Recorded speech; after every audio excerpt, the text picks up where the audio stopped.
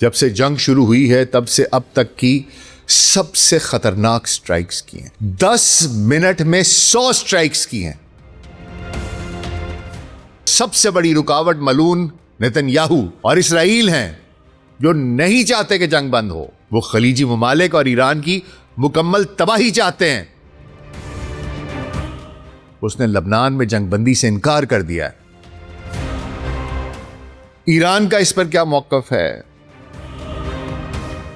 اس سارے سیناریو میں مذاکرات شروع بھی ہو پائیں گے کہ نہیں ہو پائیں گے؟ ٹرمپ کی حالیہ ٹویٹ میں کیا دھمکی دی گئی ہے؟ ایران کی سپریم نیشنل سیکیورٹی کاؤنسل کیا کہتی ہے؟ تو یہ دیکھنا بھی ضروری ہے کہ وفود میں شامل افراد کون ہیں، ان کی آئیڈیالوجی کیا ہے، کن نکات پر پھڈا پڑ سکتا ہے، مذاکرات کی کامیابی کے کتنے فیصد امکانات ہیں. وٹکوف اس کو پکا صہیونی کہتے ہیں، پکا زائنسٹ ہے. جیرڈ کشنر نیتن یاہو کو بچپن سے جانتا ہے. اس کی کمپنی ہے پیلنٹیئر. ایک خطرناک آدمی ہے، بعض لوگ کہتے ہیں کہ یہ دجال بھی ہے. جے ڈی وینس اسرائیل کے مفادات کے خلاف کبھی نہیں جائے گا.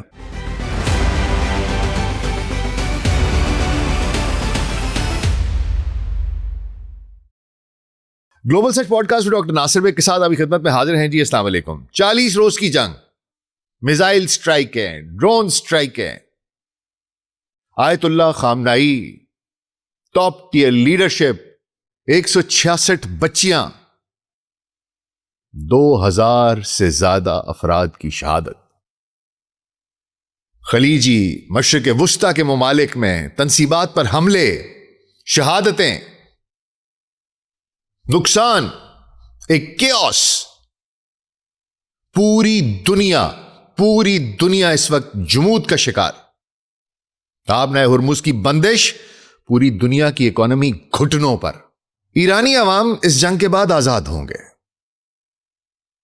رجیم چینج کروں گا، نیوکلیئر صلاحیت ختم کر دوں گا، پتھر کے زمانے میں بھیج دوں گا، مکمل طور پر شکست تسلیم کرو، ہتھیار ڈال دو، رات 8 بجے تک تہذیب فنا کر دوں گا. ایسے میں جب پوری دنیا سانسیں تھامے ہوئی تھی، یہ باولا چچا ٹرمپ، ملعون نیتن یاہو، ان کی خرافات عروج پر تھیں. پوری دنیا بے بس تماشائی، سانسیں تھامے ہوئے دیکھ رہی تھی.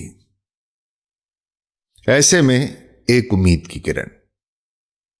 2 ہفتوں کے لیے جنگ بندی کی نوید، مذاکرات پر آمادگی، نکات کا تبادلہ. پاکستان ایک اہم ثالث کی حیثیت سے سامنے آتا ہے. ایران، امریکہ، خلیجی ممالک، سعودی عرب، قطر، بحرین، ناروے، چین، سب کو آن بورڈ لیتا ہے. مذاکرات کے لیے اسلام آباد کو بطور وینیو پیش کرتا ہے، سب کوآرڈینیشنز کرتا ہے.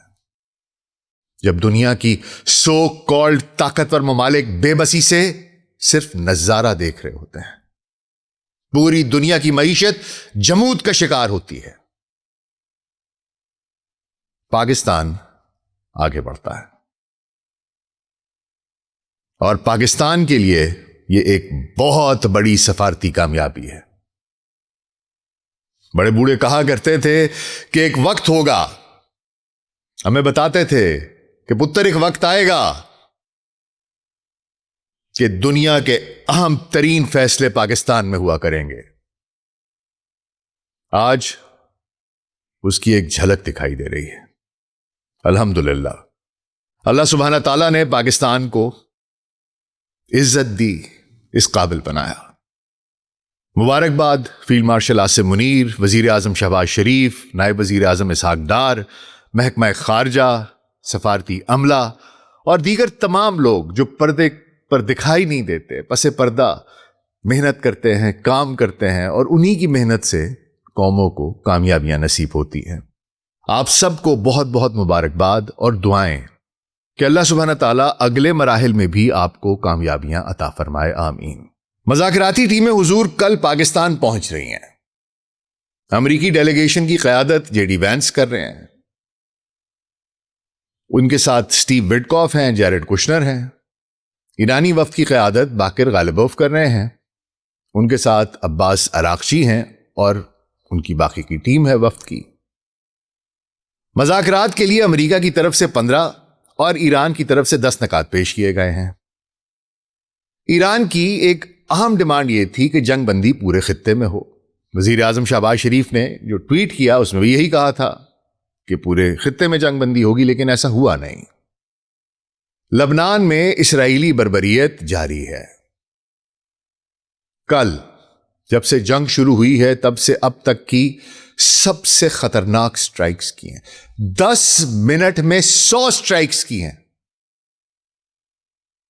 260 افراد شہید ہوئے ہیں، 1000 سے زیادہ زخمی ہیں۔ میں نے کل آپ کی خدمت میں عرض کیا تھا کہ یہ جنگ بندی انتہائی نازک ہے، فریجائل ہے، اور اس میں سب سے بڑی رکاوٹ ملعون نیتن یاہو اور اسرائیل ہیں، جو نہیں چاہتے کہ جنگ بند ہو۔ وہ خلیجی ممالک اور ایران کی مکمل تباہی چاہتے ہیں۔ اس نے لبنان میں جنگ بندی سے انکار کر دیا ہے۔ ایران نے جواب میں آبنائے ہرمز، جہاں سے 2 جہاز اس نے گزرنے دیے تھے، دوبارہ بند کر دیا ہے۔ میں نے کل اس خدشے کا اظہار کیا تھا کہ کیا لبنان میں اسرائیلی حملے ڈیل بریکر ثابت ہوں گے؟ سن لیجئے کہ میں نے کیا کہا تھا۔ دیکھیے، نیتن یاہو نے اسرائیل کی اعلیٰ سطحی حکام کو بتایا ہے کہ لبنان میں حزب اللہ کے خلاف فوجی کارروائیاں نہیں رکیں گی، چاہے واشنگٹن اور تہران کے درمیان جنگ بندی کا معاہدہ ہو بھی جائے۔ اسرائیلی میڈیا کے مطابق انہوں نے ٹرمپ انتظامیہ کے سینئر اہلکاروں کو یہ بھی بتایا کہ مستقبل میں امریکہ اور ایران کے درمیان ہونے والا کوئی بھی معاہدہ لبنانی محاذ پر لاگو نہیں ہوگا۔ 24 گھنٹے نہیں گزرے اور پھر سے وہی ہو رہا ہے جس کا خدشہ تھا۔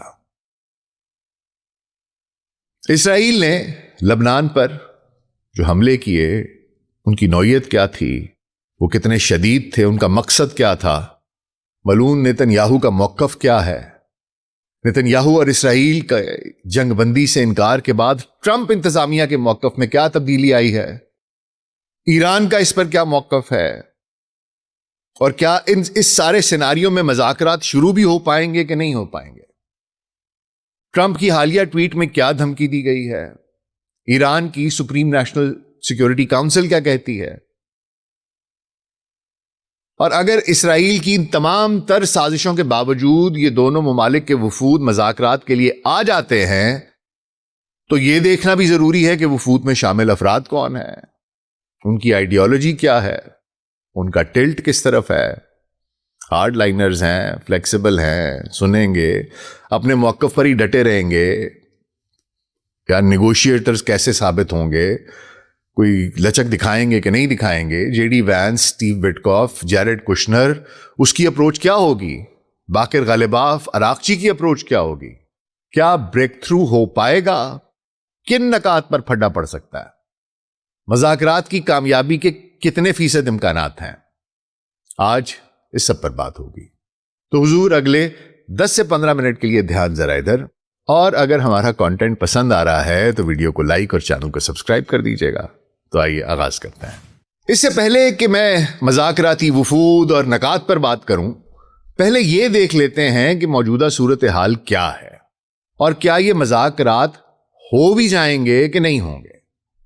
جیسے میں نے عرض کیا، مسئلہ لبنان پر آ کر پھنس رہا ہے، اور میں نے یہ بھی گوش گزار کیا تھا کہ اسرائیل کا ہدف زیادہ سے زیادہ علاقے پر قبضہ ہے، اس کا ایم گریٹر اسرائیل ہے، اس کی نظر نیل سے فرات تک ہے، لبنان اس کی پرومسڈ لینڈ کا حصہ ہے۔ جنگ کا اصل مقصد اسرائیلی سرحدوں کی توسیع اور خلیجی ممالک اور ایران کو کمزور کرنا، تباہی کے دہانے پر لانا ہے۔ اچھا، اسرائیل نے ایک ہدف مقرر کیا ہوا ہے کہ اس جنگ میں ہم نے لبنان کا اتنا علاقہ قبضہ کرنا ہے، جب تک وہ حاصل نہیں کرے گا وہ جنگ نہیں روکے گا۔ नेतन्याहू ने कल वाशगाफ अल्फाज में कहा है कि जंग तभी रुकेगी जब आईडीएफ के अहदाफ पूरे होंगे। मैंने कल भी कहा था इन मज़ाकरात को सबुटाज करने की पूरी कोशिश करेगा यह नेतन्याहू, और उसने कल लबनान पर इस जंग का सबसे बड़ा हमला किया। 10 मिनट में 100 हमले बैरूत और दीगर इलाकों में बगैर वार्निंग के, तिजारती मराकज़ पर, रिहायशी इलाकों पर, जिसके नतीजे में चंद घंटों में 250 से ज्यादा 260 अफराद शहीद हुए हैं, 1000 से ज्यादा जख्मी हुए हैं। लबनानी हकाम, उसके ऊपर उनका वजीर सेहत है, उनका वजीर आजम है नवाफिल सलाम, उसने कहा यार ये हमले, इतने शदीद हमले, इतने खतरनाक हमले निहत्ते शहरियों के ऊपर, उसने कहा ये जो इसराइल है ये इस तरह आम निहत्ते शहरियों को निशाना बना रहा है, शहीद कर रहा है उन्हें। उसको कोई पास नहीं कि जंग रोकने की पूरी दुनिया कोशिशें कर रही है। बैनुल अक़वामी कवानीन क्या कहते हैं, इंसानी हुकूक के कवानीन क्या कहते हैं, उसको किसी चीज की कोई परवाह नहीं। वो हर चीज को जूते की नोक पे लिखता है, क्योंकि उन लोगों में इंसानियत की रत्ती तक नहीं है। अक़वाम मुत्तहिदा की जो लबनान के खुसूसी कोऑर्डिनेटर हैं, उन्होंने भी कहा जनाब कि ऐसे हमले ये जारी नहीं रह सकते। अब इन हमलों के जवाब में जो इसराइल ने लबनान पे किए हैं, ईरान ने आपने हुर्मुज़ को दोबारा बंद कर दिया है। कल जब ये जंग बंदी का मुआहदा, इस पे बातचीत हुई, तो इसमें यह भी शामिल था कि ईरान स्टेट ऑफ हुर्मुज़ से तेल की जो नक्ल हमल है उसको दोबारा शुरू करने की यकीन दहानी कराएगा, और 2 जहाज़ों को उसने गुजरने की इजाज़त भी दे दी थी और वो गुजर भी गए थे। लेकिन जैसे ही इसराइल ने लबनान पर हमले किए, इसके बाद ईरान ने आपने हुर्मुज़ को दोबारा बंद कर दिया। IRGC के जनरल सैयद मजीद मौसूवी ने कहा कि लबनान पर जारहियत ईरान पर जारहियत है और इसका भारी जवाब दिया जाएगा। और अमेरिका ने इस बंदिश को मुकम्मल तौर पर नाकाबिल कबूल करार दिया कि जी आपने हुर्मुज़ दोबारा की बंद कर दिया है, और उन्होंने कहा कि जी इस आपने हुर्मुज़ को आप फौरन दोबारा खोलिए, मुतालबा कर रहे हैं। अच्छा देखिए, वजीर आजम शहबाज शरीफ के ट्वीट में यह वाज़े लिखा था कि जंग बंदी पूरे खित्ते में होगी, लेकिन इसराइल नहीं माना। अच्छा, अब जब इसराइल नहीं माना तो क्या हुआ? ट्रंप ने, उसके आका ने इनकार कर दिया। जब उसके आका ने इनकार कर दिया तो फिर गुलाम की क्या हैसियत है? जैसे ही उसके आका उस मलून नेतन्याहू ने इनकार किया, उसके साथ ही ट्रंप, जेडी वैंस, बाकी इंतजामिया सबने यूटर्न ले लिया। सबने कहा कि नहीं जी, इस तरह नहीं है, तासुर गलत क्या है, हमने तो सिर्फ और सिर्फ जंग बंदी कही थी ईरान और अमेरिका के दरमियान। अब आप जरा सोचिए कि पहले से दोनों में एतमाद का शदीद फुकदान है, 40 बरस की दुश्मनी है, उससे भी पुरानी। इससे पहले जो 2 मज़ाकरात हुए, मज़ाकरात की टेबल पे बैठे हुए थे, 7 हमले कर दिए अमेरिका ने, इसराइल ने इस पर। अब बड़ी मुश्किलों से पाकिस्तान ने गारंटीज दी, चीन ने दबाव डाला, तब कहीं जाकर बात जंगबंदी और मज़ाकरात पर पहुंची। लेकिन अब एक बार फिर मामलात खटाई में पड़ते दिखाई दे रहे हैं। इसराइल वो नहीं मान रहा और वो नहीं मानेगा, वो खबीस कभी भी नहीं मानेगा। सवाल यह है कि क्या ईरान ये मान लेगा कि लबनान पर हमले जारी भी रहें तो वो बातचीत करेगा, आबना हुर्मुज़ वापस खोल देगा? क्योंकि अगर आबना हुर्मुज़ नहीं खुलता तो मज़ाकरात नामुमकिन है। अब बक आकर रुकता है ईरान और IRGC क्या फैसला करते हैं उन पर आकर रुकता है, क्योंकि इसराइल ने मानना नहीं है, नेतन्याहू ने मानना नहीं है। जब आका का हुक्म होगा तो अमेरिका भी नहीं मानेगा। अगर अमेरिका नहीं मानता तो फिर इसका मतलब यह है कि इस क्रिटिकल पॉइंट पर आकर कि क्या लबनान पर हमले हो रहे हों तो ईरान बातचीत के टेबल पर भी बैठेगा कि नहीं बैठेगा। तो यह फैसला करेंगे जनाब, आजकल में यह फैसला कर देंगे और पता चल जाएगा कि ये मुज़ाकरात हो सकेंगे कि नहीं हो सकेंगे। अच्छा, अब इससे कहानी आगे लेकर चलते हैं कि अगर वफूद इस्लामाबाद आ जाते हैं, मज़ाकरात शुरू हो जाते हैं, तो फिर हल निकलने का कोई इम्कान दिखाई देता है। लेकिन इसके लिए जरूरी है कि पहले यह जान लिया जाए कि दोनों के नकात हैं क्या। सबसे पहले अमेरिका के जो 15 नकात थे उसका एक खुलासा सा आपकी खिदमत में पेश कर देता हूं। वो कहते हैं जनाब कि ईरान के जो बड़े जौहरी मराकज़ हैं, फोर्दो है, नतांज है, इस्फहान है, اس کو ڈیکمیشن کیا جائے، ایران کی سرزمین پر یورینیم کی افزودگی مکمل طور پر اس کو روکا جائے، زیرو انرچمنٹ کیا جائے، ایران کا ہمیشہ کے لیے جوہری ہتھیار نہ بنانے کا مستقل عہد اور ضمانت دی جائے، جو موجودہ افزودہ یورینیم ہے اس کا ذخیرہ IAEA کے حوالے کیا جائے، بیلسٹک میزائل پروگرام کو محدود کیا جائے، میزائلوں کی رینج پر بھی پابندی لگائی جائے، علاقائی جو پراکسی گروپس ہیں حزب اللہ، حوثی، حماس، ان کی حمایت، فنڈنگ، ہتھیاروں کی فراہمی وہ ختم کی جائے، آبنائے ہرمز کو فوری طور پر کھولا جائے اور جہاز رانی کی مکمل آزادی کو یقینی بنایا جائے، اور جو ایران کا جوہری پروگرام ہے اس کی طرف سخت اور انہانسڈ مانیٹرنگ ہونی چاہیے، اور عالمی پابندیوں کے اوپر بات ہے کہ جو نیوکلیئر ریلیٹڈ سینکشنز ہیں ان کو ہم ریلیف دے دیں گے آپ کو، اور امریکہ کی طرف سے ایران کے سویلین جوہری پروگرام میں انہوں نے کہا جی ہم شاید کوئی مدد کر سکتے ہیں۔ اس کے علاوہ انہوں نے کہا کہ جی آپ جو تنازعات ہیں ان کے خاتمے کے لیے ضمانت دیں کہ آپ دوبارہ جارحیت نہیں کریں گے، اور اس کے علاوہ ایران کی دفاعی صلاحیتوں پر کچھ پابندیاں تھیں، اور یہی ساری کی ساری کہانی اس میں ان کے 15 نکات میں شامل تھی۔ اچھا، اب اس کے جواب میں 10 نکات ایران نے دیے۔ انہوں نے کہا جی امریکہ اس بات کی کمٹمنٹ دے کہ مزید اگریشن یا جارحانہ اقدام نہیں کیے جائیں گے، آپ نے ہرمز پر ایران کا کنٹرول جاری رہے گا، ایران کے جوہری افزودگی جو انریچمنٹ ہے اس کے حقوق کو قبول کیا جائے گا، تمام پابندیاں پرائمری سیکنڈری دونوں کی دونوں ختم کی جائیں گی، ایران کے خلاف جتنی اقوام متحدہ کی سلامتی کونسل کی تمام قراردادیں ہیں وہ ختم کی جائیں گی، بین الاقوامی جوہری توانائی ایجنسی IAEA کے بورڈ آف گورنرز کی تمام قراردادیں وہ ختم کی جائیں گی، ایران میں جتنا نقصان ہوا ہے اس کو کمپنسیشن کی جائے گی ہماری، ٹھیک ہے جی، اور اس کے علاوہ جتنے خطے میں امریکی بیسز ہیں، دستے ہیں، ان کو کہیں گے جی واپس جائیں آپ، ٹھیک ہے، اور تمام محاذوں پر جنگی کارروائیوں کو روکا جائے گا بشمول لبنان کے۔ اچھا حضور، پہلا پھڈا تو لبنان پر پڑ چکا ہے، میں نے کہانی سنا دیا آپ کو۔ اچھا، دوسرا آتا ہے ایران کے نیوکلیئر ایسٹس، اس پر ایران کا سٹانس پہلے سے سخت ہوا ہے جو جنگ سے پہلے تھا، کیونکہ اس کے ہاتھ میں پتے ہیں۔ پھر امریکہ کی خطے سے واپسی کی بات ہے، وہ انتہائی مشکل ہے، نہ خلیجی ممالک مانیں گے نہ امریکہ مانے گا۔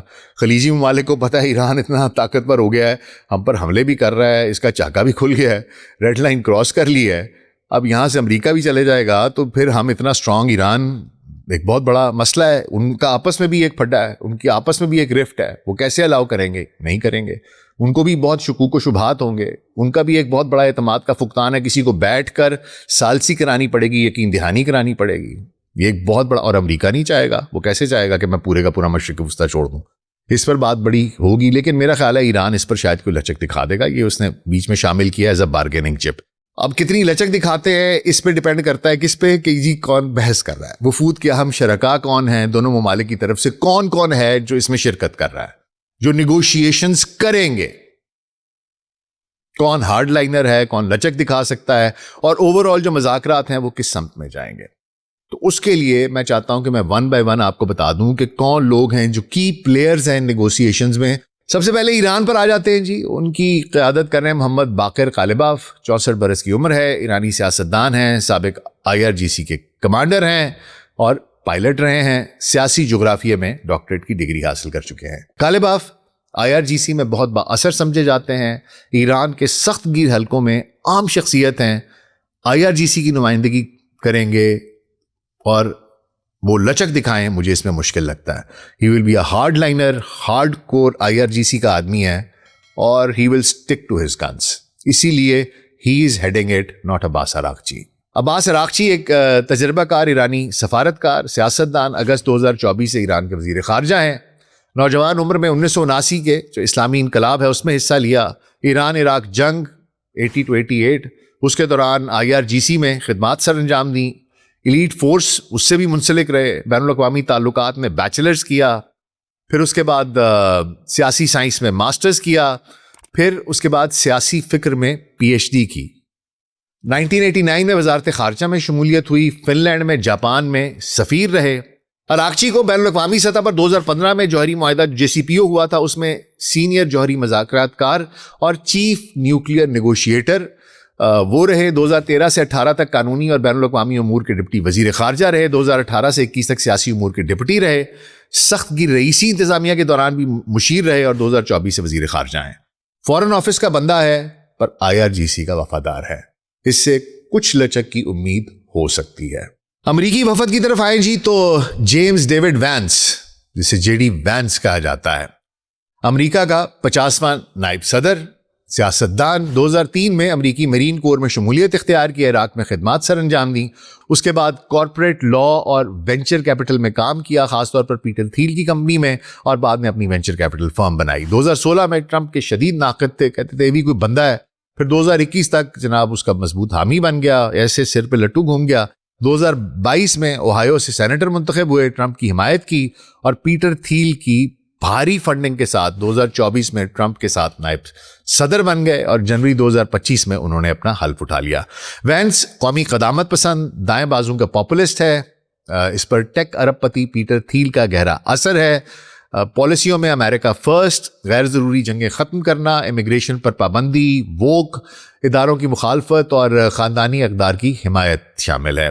خارجہ پالیسی میں ایران کے جوہری پروگرام کے خلاف بڑا ان کا سخت رویہ ہے، اسرائیل کی حمایت کرتا ہے۔ 2020 میں قاسم سلیمانی کے آپریشن کی بڑی تعریف کرتا رہا، مشرق وسطیٰ میں طویل المیعاد جو تنازع ہے اس کی مخالفت کرتا ہے۔ ان نٹ شیل پیٹر تھیل کا آدمی ہے۔ پیٹر تھیل ایک اینٹی ڈیموکریسی آدمی ہے، میں نے اس کے اوپر ویڈیو بھی کی تھی، اگر آپ چاہیں تو دیکھ سکتے ہیں۔ اس کی کمپنی ہے پیلنٹیئر، ایک خطرناک آدمی ہے، بعض لوگ کہتے ہیں کہ یہ دجال بھی ہے۔ آئیے اب بات کر لیتے ہیں اسٹیو وٹکاف کی اور جیرڈ کشنر کی۔ اسٹیو وٹکاف جو ہے یہ ایک امریکن ریئل اسٹیٹ ڈیولپر ہے، ڈونلڈ ٹرمپ کا بڑا پرانا بچپن کا دوست ہے، مشرق وسطیٰ کے لیے خصوصی ایلچی، مشنز کے لیے خصوصی ایلچی بھی مقرر ہوا ہے۔ اس کے پاس کوئی رسمی سفارتی تجربہ نہیں ہے، لیکن یہ کہ اس کی جو نیگوشیشن سکلز ہیں ریئل اسٹیٹ کی ڈیلوں میں وہ بڑی پریگمیٹک ہیں، لین دین پر مبنی ہیں، ذاتی تعلقات پر زور دیتا ہے، اور اس نے غزہ میں سیز فائر اور یرغمالیوں کی جو رہائی تھی اس کے مذاکرات، پھر یوکرین روس بات چیت، ایران کے ساتھ جوہری معاہدے کی کوششیں جو بھی 2026 میں ہو رہا تھا جیرڈ کشنر کے ساتھ، اس میں اہم کردار ادا کیا ہے۔ وٹکاف ایک پرو اسرائیلی آدمی ہے، اس کو پکا صہیونی کہتے ہیں، پکا زائنسٹ ہے۔ اس کے اسرائیلی رہنماؤں خاص طور پر بنجمن نتن سے بڑے گہرے تعلقات ہیں، ذاتی بھی اور کاروباری بھی اسرائیل کے ساتھ۔ خارجہ پالیسی کا جو مرکز جو ہے اس کا، وہ اس کے لیے امریکہ اور اسرائیل کی سلامتی اور ایران کو جوہری ہتھیاروں سے پاک کرنا ہے۔ جیرڈ کشنر کی بات کروں تو اس میں اور اسٹیو وٹکاف میں کوئی زیادہ فرق نہیں ہے، سوائے اس کے کہ جیرڈ کشنر نتن کو بچپن سے جانتا ہے۔ نتن جب امریکہ آتا تھا تو وہ جیرڈ کشنر کے گھر ٹھہرتا تھا۔ جیرڈ کشنر اس وقت بچہ تھا، یہ اپنا بیڈ روم خالی کرتا تھا اور اس کے کمرے میں اور اس کے بستر پر نتن سویا کرتا تھا، اس کے کمرے میں رہا کرتا تھا۔ یہ اس کو تب سے جانتا ہے، پکا یہودی ہے، پکا زائنسٹ ہے، اسرائیل پرو ہے اور ٹرمپ کا داماد ہے۔ اس کی بھی کوئی ایسی سفارتی اس کے پاس کوالیفیکیشن نہیں ہے، لیکن اس کو بھی ایک نمائندہ خصوصی بنایا ہوا ہے ٹرمپ نے، اور یہ بھی مشرق وسطیٰ میں جتنی بھی نیگوسیشن ہوتی ہے، ڈیلز ہوتی ہیں، اس میں جیرڈ کشنر اس کا ایک حصہ ہوتا ہے۔ تو یہ بھی میں نے آپ کو بتا دیا ہے، ایک ہارڈ لائنر آدمی ہے، پرو زائنسٹ آدمی ہے۔ تو یہ کچھ کی پلیئرز ہیں جو میں نے آپ کو بتا دی ہیں، اور ان میں سارے کے سارے آپ کو ہارڈ لائنر دکھائی دیتے ہیں۔ مذاکرات بہت مشکل ہوں گے، بڑا ٹرکی کام ہے کہ ان کو کسی طریقے سے یہ بات کسی ایسی جگہ پر لے آئیں جہاں پر کہ معاملات ان کے حل ہو جائیں۔ بہت سے پوائنٹس ایسے ہیں جس پہ کہ ایران جانے دے سکتا ہے، کچھ کو امریکہ جانے دے سکتا ہے۔ جو کی چیزیں ہیں میرے خیال میں میزائل ٹیکنالوجی نہیں جانے دے گا کہ میں اپنی اس کی رینج کم کروں۔ Iran will stick to a few things. Problem کہاں پر آئے گی؟ پرابلم آئے گی لبنان پر۔ کیا ایران یہ سوچے گا کہ میں نے بہت کر لیا ہے، اب دس از اے ٹائم کہ میں تھوڑا سانس لے لوں، میں بھی اپنے آپ کو ری بلڈ کروں، میرے پاس پیسے آ رہے ہیں، میں آپ نے ہرمز سے کمائی لے رہا ہوں، مجھے ریکمپنسیٹ کیا جا رہا ہے، میں اس پیسے کو استعمال کروں، اپنے آپ کو اسٹرانگ کروں، مشرق وسطیٰ میں ایک دوبارہ اسٹینڈنگ کھڑی کروں، ایک سپر پاور بن جاؤں گا۔ پوری دنیا میں اس وقت میرا پورے اکنامک چوک پوائنٹ پر آپ نے ہرمز پر میرا کنٹرول ہے، میں تھوڑا سا دوبارہ طاقتور ہوتا ہوں اور اس کے بعد میں دوبارہ دیکھ لوں گا اسرائیل کو، یا وہ اصولی موقف پہ قائم رہے گا اور کہے گا نتھنگ ڈوئنگ، کل کس نے دیکھی ہے، میں تو آج ہی کھڑا رہوں گا۔ یہ فیصلہ ایران کا ہے۔ Javad Zarif x foreign minister رہے ہیں ایران کے، انہوں نے کچھ بیان دیے ہیں، وہ کہتے ہیں کہ ایران کو چاہیے کہ مزید نقصان اپنا مت کروائے اور اس کو قبول کر لے، اور اس نے یہ بھی کہا ہے کہ اگر ہو سکتا ہے تو امریکی کمپنیوں کو، جو آئل کمپنیز ہیں ایران، ان کو بھی اجازت دے کہ وہ آئے اور آ کر ڈرلنگ کریں گے۔ تو ایک it's going a little too for.